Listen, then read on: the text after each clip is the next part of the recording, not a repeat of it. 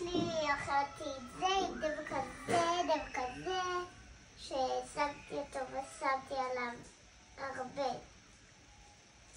הרבה סבלנות, אבל זה סבלנות. עד שכולם מחכים לראות את זה, אני צריכה להכין את זה.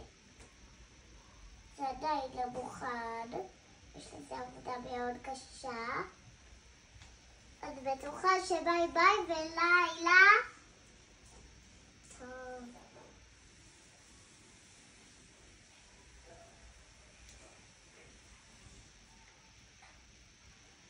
תשתיים, אני אעשה קצת דבקצקי.